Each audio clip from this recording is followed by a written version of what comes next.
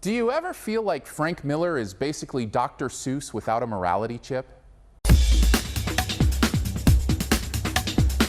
Sin City: A Dame to Kill For is the sequel to the original Sin City that came out almost a decade ago. Frank Miller and Robert Rodriguez returned to direct another adaptation of the Frank Miller graphic novel series with several stories intersecting and told in the groundbreaking art style of the original.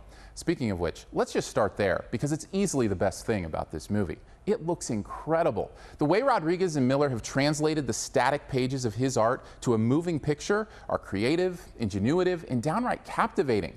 Not to mention graphically violent and sensual as well, just as a fair warning. The black and white style almost gives the feeling that every frame were drawn with a giant ink pen on the screen, with occasional splashes of color wandering into the mixes if they've stumbled into the wrong part of town.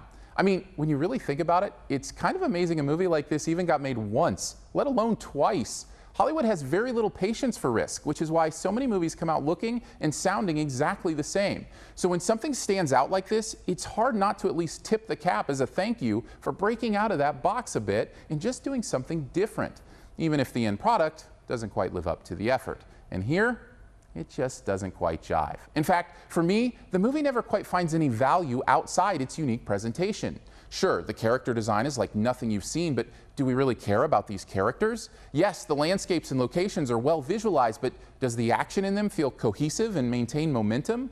I agree, the stylized violence is brutal and beautiful, maybe brutiful maybe, I don't know. But is there any cost to it beyond its foundational depravity? Not really. And I think that costs the movie a chance at truly being special instead of just looking special. Perhaps it's just a natural consequence of trying to put such a dark and nihilistic source material on the screen, but the weight of the sin in Sin City quickly becomes too heavy to really enjoy it with any true sense of humanity or joy. Add to that a mishandling of the multiple storylines, and you can see why the overall feel just gets a bit hard to slog through. I mean, you've got Brolin, Willis, Rourke, Alba, and Gordon-Levitt all giving decent performances in these vignettes, and yet the sloppy editing and story momentum kept me from seeing them as anything more than just props in some avant-garde art installation. At the end of the day, Sin City: A Dame to Kill For is a gorgeously envisioned work that continues the artistic risk-taking that made the first one stand out. It's unfortunate that after arriving at this visual feast, all of the food at the table is made of plastic. I give it a C-. Thanks for checking out this Your Movie Friend review. Stay tuned for this review's Best Ever Challenge here in a bit. First, I want to throw some stuff up over here that you can click on if you'd like to subscribe, which I'd very much appreciate. You can do that by clicking the big gray subscribe button. Want to see more? Well, I've also got reviews this week of If I Stay and When the Game Stands Tall. You can also click the logo right up here to go to the all-new YourMovieFriend.com, where you can find a searchable database of reviews, as well as the written text of these videos.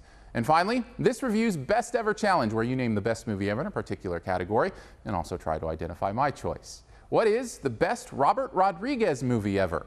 For me, it's his first kids movie. Yeah, so they aren't all brain busters.